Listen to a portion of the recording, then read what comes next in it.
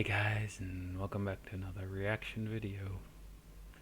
Today we'll be reacting to Marine of the Undead Part 3, and from what I've seen, the final part, maybe, not really sure.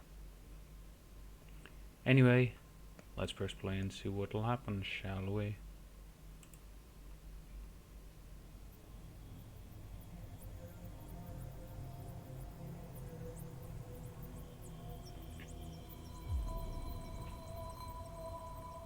By the way, we last time left off was trapped, on the cliffhanger. having narrowly avoided falling to his death when Quite the earth literally fell before his feet. He was now faced with having to climb back up the cliff, that is, if the roots he was clinging to would allow him. Heading down was not an option. Doubt it. He was too high, and the cliff was too sheer for him to make it safely. Looking up, he was greeted with the last thing in the world he wanted to see right now. One of the huge mutant creatures was staring right at him The naked King and was Kong. keen to get a piece of him. Blacker shuffled down, and as he did so, the earth at his heels fell away, revealing a ledge beneath him. He dropped down onto it just as the beast above took a swipe at him. Blacker Narrowly found missing. himself in a tunnel that had been bored into the side of the cliff. Like a tunnel that led into an anthill. extensive network of further tunnels.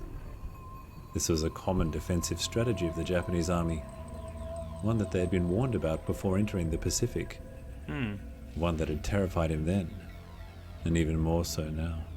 Why though? The end of that tunnel was met with another, and Blacker found that his only choice was to climb up, as there was no safe way to descend into the void of what appeared to be infinite darkness below.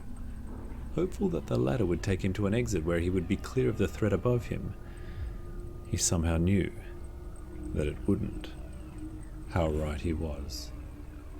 Finding himself back in the gun turret, he felt terrified that he was once again so close to the mindless threat he had only moments ago escaped, but also elated that he now had his weapons within easy reach, so he could step that's out true.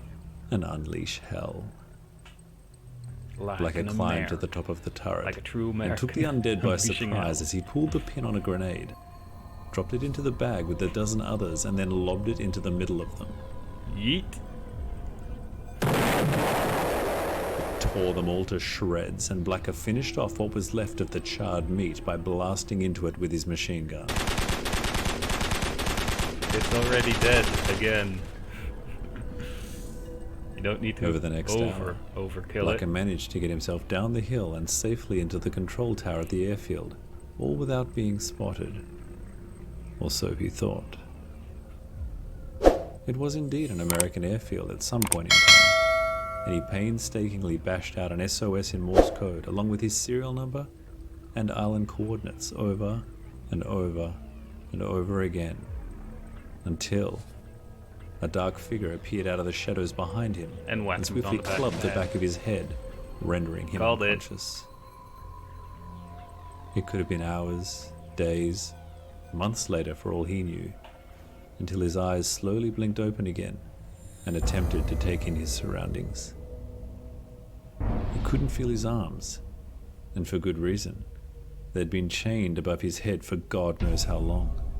He winced in pain as the rest of his body let him know it was still alive and had been badly beaten and bruised. A masked Japanese man stood before him and edged ever closer with a huge syringe in his hand. Blacker asked who he was and what he wanted with him, to which he simply replied, "Thank you for volunteering for the program. It's been so tough finding subjects to experiment on since we ran out of American prisoners. And my fellow countrymen." Okay, so it's a Blacker was Japanese doctor stunned that into went silence. nuts. A feeling of helplessness and fear washed over him like nothing he had ever felt before as the psychopathic doctor edged towards him and leaned forward with his syringe.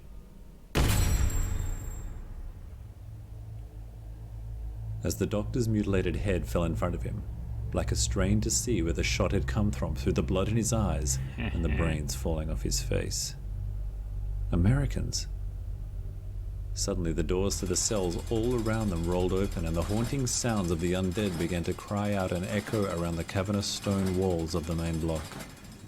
Oops. What the hell? The Americans rasped as they saw what began to writhe out of the cells. "We need to get out of here," Blacker snapped at them, forcing the soldiers to focus.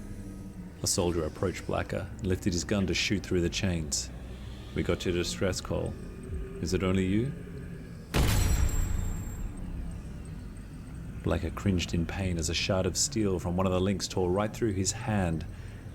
"As far as I know," he replied.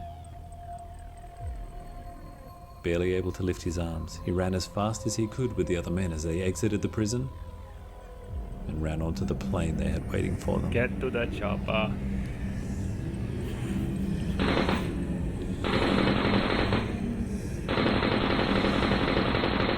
And then America proceeds to nuke the island.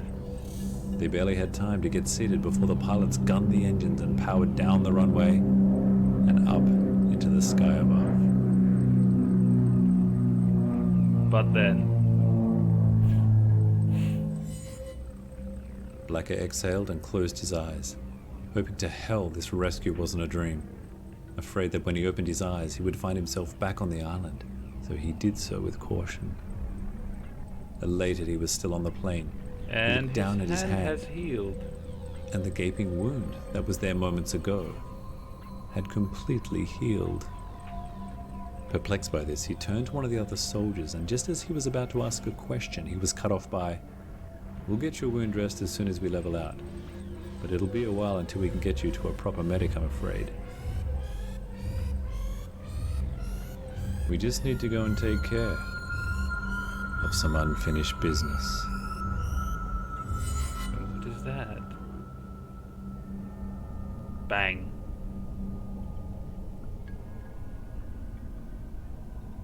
The end? Question mark? Yeah. Well,